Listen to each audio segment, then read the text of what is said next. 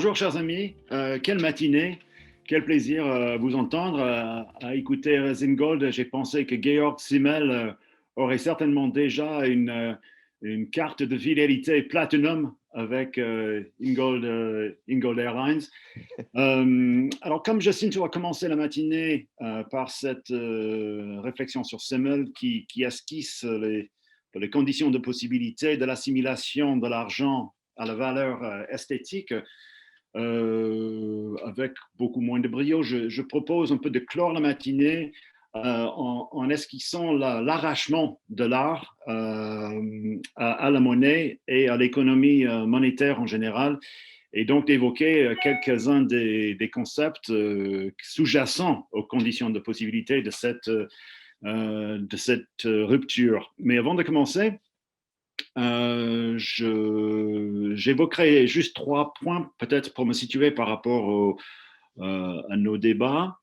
Quand Yann, il y a fort longtemps déjà, m'a demandé d'intervenir aujourd'hui, qui était censé être il y a un an, il m'avait demandé un titre, donc vers un art sans reste, sans excédent et sans plus-value. Qui fait référence à un autre texte d'il y a 20 ans, vers un art sans œuvre, sans artiste et sans spectateur. Et ensuite, il m'avait demandé une phrase pour décrire un peu le propos, donc je propose de vous le lire. C'était ceci: si la modernité nous a habitués à un art autonome, dont la valeur esthétique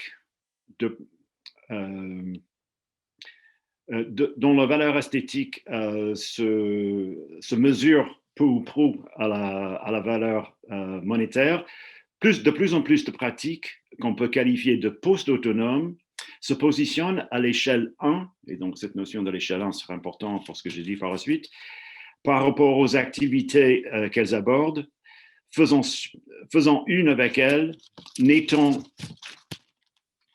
pas autre qu'elles, ne faisant donc valoir aucune plus-value esthétique ou monétaire, investissant l'activité d'un coefficient d'art sans reste. Et ensuite, il n'était pas satisfait de cette proposition, donc j'ai ajouté une phrase, la phrase suivante, dont vous reconnaîtrez peut-être quelques échos. Toute la vie des mondes de l'art dans lesquels règnent les conditions contemporaines d'usage s'annonce comme un immense éclatement de compétences, d'énergie, de stratégie et d'éléments hétérogènes. Tout ce qui a été vécu comme réuni en œuvre s'est éclaté en composants librement mobilisables. Donc ça, c'est un peu le projet que je propose d'esquisser dans les quelques minutes qui suivent. Mais je me permettrai juste d'ajouter 2 autres points par rapport, ce qui motive mon usage peut-être ou mon emploi un peu, qui n'est pas idiosyncrasique, mais un peu différent, disons, de l'emploi dominant du mot art aujourd'hui. En fait, de toute façon, quel que soit l'usage que nous faisons de ce mot, ce qu'on appelle art aujourd'hui n'est pas du tout ce qui a été évoqué par ce mot à l'aube de la modernité, et n'est relié que par la commodité des récits et des narrations que nous voulons bien maintenir. Mais j'enseigne dans l'enseignement supérieur depuis 2 décennies maintenant, ce qui ne me rajeunit pas, mais notamment dans les écoles d'art. Et pour donner un peu de coloration à ma perspective, je voudrais dire un mot, et donc coloration de ma perspective par rapport à la relation argent et art. Je note que les nouveaux mots d'ordre idéologique dans l'enseignement artistique, c'est d'une part la spécificité, donc la spécificité des écoles, la spécificité des pratiques. Chaque école doit avoir sa spécificité, l'art doit se caractériser par sa spécificité, etc. Et l'autre qui va de pair avec cela, c'est la professionnalisation. Et là, nous nous retrouvons complètement dans le champ de l'art et de l'argent. Nous sommes dans les écoles d'art censées aujourd'hui former des professionnels de l'art. Alors, si c'est un horizon du coup important, eh bien, il faut être aussi réaliste que nous ne formons pas des artistes vivants de leurs œuvres qui seraient vendues sur le marché institutionnel. Et donc, cette professionnalisation, si elle existe, doit prendre forcément d'autres formes. Et donc, reste à faire de savoir comment ce qui est enseigné, ce qui est véhiculé, ce qui est transmis, qui est partagé en école d'art, comme compétences artistiques, comme stratégie artistique, comme énergie artistique, pour parler comme Yann Thomas, eh bien, comment est-ce que ça vient informer un parcours professionnel? Parce que forcément, ce parcours ne sera pas dans les écosystèmes spécifiques de l'art. Et donc, d'où cette nécessité de penser l'art en d'autres termes. Donc, et je ne reviendrai pas là-dessus, mais ça sera quelque chose qui, enfin, une préoccupation qui sera proche de mes propositions aujourd'hui. Troisième point que je voudrais évoquer, c'est que lorsqu'on parle d'entreprise artistique, on évoque forcément un spectre, c'est-à-dire une sorte de gamme de possibles qui va de la suridentification avec l'entreprise et avec l'art, de la suridentification vers la désidentification totale. Et donc, c'est cette désidentification qui m'intéressera ici, mais je constate que invariablement, quand on parle d'entreprise artistique, c'est plutôt vers la tendance de suridentification où on parle. Alors, suridentification est un terme introduit dans le vocabulaire artistique par le psychanalyste et philosophe slovène Slavoj Žižek. Et dans suridentification, il y a également une certaine gamme de possibles allant du cynisme jusqu'à la dimension critique et dimension corrosive. Je pense que ce qu'on vient d'entendre chez Racine Gold, par exemple, là, c'est Ingo Delhaize est clairement dans cette idée d'une suridentification, mais une suridentification manifestement très ludique. Mais je note aussi qu'on évite, en parlant, enfin, en tout cas, la plupart des exemples qui sont mis en avant, qui sont évoqués, de Gilles Mahé à Ian Baxter-Hand et Wes Lumière même, Ingo Delhaize, sont dans une certaine, et Christophe Domino a répondu en ce sens-là à une question, qu'il y a toujours une forte identification à l'art et une suridentification à la dimension proprement entrepreneuriale. Autrement dit, ces entreprises fonctionnent énormément par ironie. L'ironie, évidemment, c'est la vie de l'esprit, mais l'ironie aussi a une très longue histoire dans l'histoire de la modernité, et j'ai tendance à penser qu'aujourd'hui, l'appui sur l'ironie commence à s'épuiser. Et pour reprendre à une idée, un projet très cher à Søren Kierkegaard, il serait peut-être temps de sortir de l'ironie, ou en tout cas de penser les conditions de possibilité pour une sortie de l'ironie, surtout compte tenu du contexte politique, non pas artistique, mais global, où l'ironie est devenue un outil manipulé par tous les mains et pas seulement ceux du champ de l'art. Je reviens maintenant à mes propositions à proprement parler, et je commencerai par une sorte de constat, en tout cas de comment je vois à travers le prisme de la relation entre art et argent, je vois l'état de l'art aujourd'hui. Je dirais que nous trouvons l'art aujourd'hui à l'état éclaté. À l'état éclaté, c'est-à-dire un peu comme des schémas ou comme des vues éclatées des machines, où on voit que tous les composants sont représentés dans le schéma, dans le diagramme, mais qui ne s'attachent plus forcément les uns aux autres, mais qui se retrouvent un peu dans une perspective éclaté. Donc, c'est-à-dire que dans le cas de l'art, ces éléments, ces composants de ce qu'on appelait autrefois art, peuvent s'agencer autrement et peuvent s'agencer ailleurs et dans d'autres écosystèmes. Hein. Autrement dit, jusqu'à aujourd'hui, dans une compréhension un peu conventionnelle de l'art, l'agencement en œuvre constitue l'unité minimale de l'art. Hein, donc, et même quand nous parlons des relations entre l'art et l'argent, ou l'inscription de l'art dans une économie monétaire, hein, qui serait d'une façon ou d'une autre, d'une façon perverse ou d'une façon plus juste, garante de sa valeur esthétique, nous pensons que, en fait, ce que représente l'art dans cette relation, c'est cet agencement d'éléments en œuvre. Ce que je propose, et enfin ce que je constate, c'est que ce n'est plus le cas. Quand on rencontre des artistes aujourd'hui, quand on parle avec des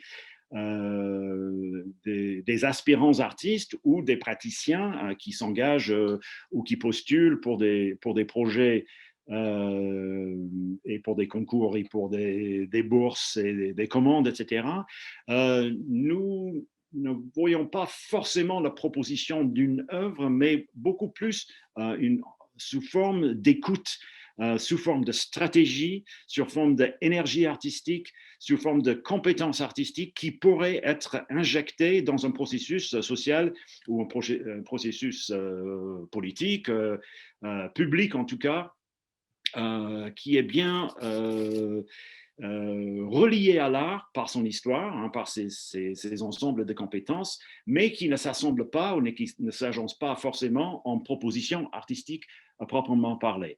Autrement dit, l'art devient une force de proposition qui colore un processus, qui injecte quelque chose bien propre à son histoire, sans pour autant le revendiquer en tant qu'art.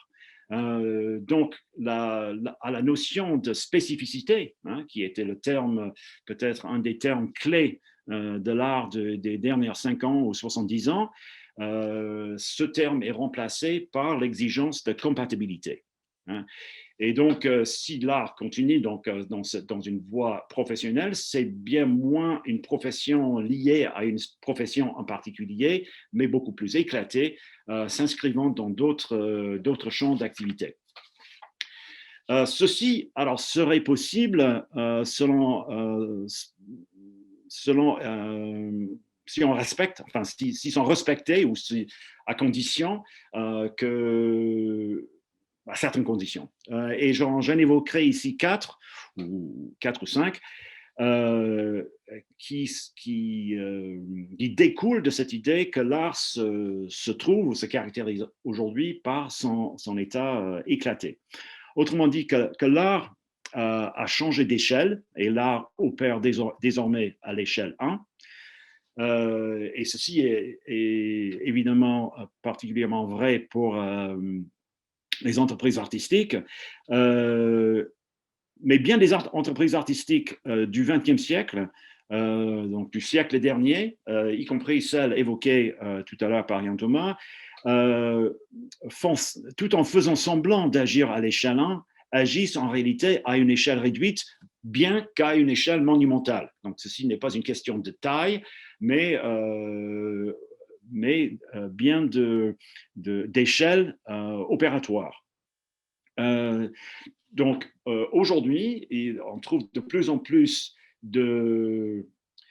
disons, de moins en moins de réticence de la part des artistes d'abandonner le système de protection très relative du champ de l'art et donc de la valeur esthétique pour s'aventurer sans désir de retour sur d'autres champs d'activité, y compris d'activités économiques. Donc ce changement d'échelle, hein, qui a été longtemps, je pense, confondu avec cette crise d'échelle plutôt, hein, la crise que l'art subissait de croire devoir rester à une échelle réduite, se confondait très souvent avec une autre crise, la crise de la représentation. Mais il ne s'agit pas là d'une crise de représentation, il ne s'agit pas des entreprises qui sont des simulacres de quelque échelle que ce soit, mais en réalité d'un véritable changement d'échelle et un passage à l'échelle 1. Ou, pour parler comme Lewis Carroll dans une très célèbre phrase, de se servir du pays lui-même comme sa propre carte. Donc, changement d'échelle vers l'échelle 1. Relancement aussi à une certaine ontologie de l'art. Donc, la théorie esthétique des dernières 50 ans se trouve peu ou prou associée, enfin la théorie institutionnelle qui est de l'art, hein, qui est la théorie dominante de l'art, de Goodman, de Dickey, Danto, etc., et qui demeure dominant pour déterminer l'architecture conceptuelle et l'architecture donc par la suite physique des lieux où l'art se déploie. Cède la place à l'émergence de quelque chose que j'appelle, suivant une proposition de Marcel Duchamp, un certain coefficient d'art. Nous assistons, grosso modo, nous vivons, ou l'art vit aujourd'hui un moment de désontologisation, c'est-à-dire d'un désir de se désontologiser, de se retirer d'une assignation ontologique comme art, afin de pouvoir agir librement sous d'autres auspices. Mais afin de ne pas être perdu de toute postérité et afin d'être vu sous l'espèce de l'art sous certaines conditions, l'art donc doit non seulement qui affaiblit son ontologie artistique, où il renonce carrément, possède néanmoins un certain coefficient d'art qui peut être donc plus ou moins grand ou plus ou moins négligeable, affaibli stratégiquement selon les circonstances. Donc, lié à cela, on peut dire à la conception ontologique et performative de l'art, on le voit remplacé par une sorte de conception compétentielle de l'art. Et là, je reprends cette célèbre distinction qui remonte à Aristote en passant par Chomsky entre performance et compétence. Et entre puissance et impuissance. Et donc, sur cette idée qu'une compétence artistique n'a pas besoin d'être performée pour pouvoir exister. Et cette compétence peut être déployée dans d'autres champs d'activité librement et à le bénéfice réciproque et mutuel des deux champs d'activité en question. Et quatrième point, là, ce que nous assistons également, et ceci depuis quelque temps, mais aujourd'hui, je pense que ça se constate de façon patente, à la désactivation de la fonction esthétique de l'art. Donc, la fonction esthétique de l'art, quand je dis ça, parfois ça paraît un tout petit peu absurde et choquant, parce que si on désactive la fonction esthétique de l'art, est-ce qu'on ne désactive pas l'art tout court? Et cette question qui est légitime ne fait que souligner à quel point la fonction esthétique de l'art est devenue synonyme de l'art en tant que tel, ontologiquement parlant. Mais il n'en est rien. En fait, la fonction esthétique de l'art est une invention du XVIIIe siècle, à savoir de la modernité même, solidifiée par l'esthétique de Kant, est devenue aujourd'hui une sorte d'évidence, mais en tout cas vers la fin du XXe siècle, comme une sorte d'évidence, mais cette évidence aujourd'hui s'effrite.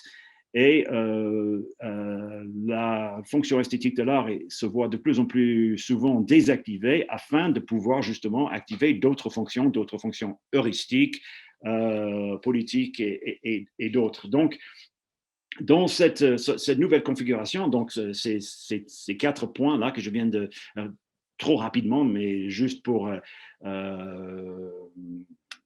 esquisser une sorte de situation où l'art semble où l'énergie artistique, les stratégies artistiques, les idées artistiques, les compétences artistiques semblent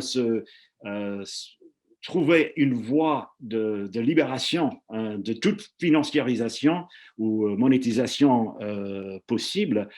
Donc, s'exemplifie dans des pratiques artistiques allant de l'agriculture ou de la permaculture, des activités perma-artistiques jusqu'à l'activisme et l'engagement politique, y compris électoral, où des stratégies artistiques sont déployées à des fins politiques, mais sans que le résultat soit revendiqué en tant qu'art, à l'expérimentation scientifique, et là aussi critique et heuristique. Et je pense à l'exemple de l'architecture forensique de Eyal Weizman et de Susan Schuppli, où les compétences artistiques sont réellement déployées à des fins scientifiques et politiques également, à la cartographie collaborative, à la pédagogie dissidente.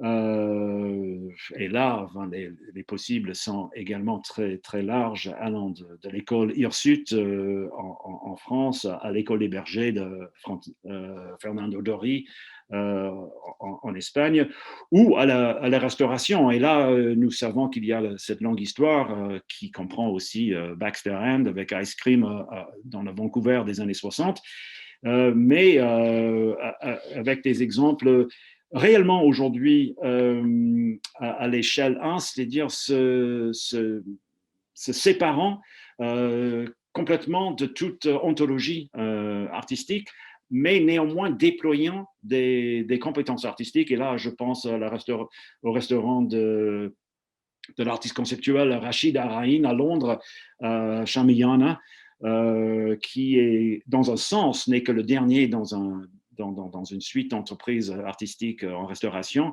mais qui néanmoins est un tout petit peu différent parce que là, cette fois-ci, il ne s'agit pas d'une proposition proprement artistique, et pourtant doit ses conditions de possibilité au parcours artistique de son fondateur.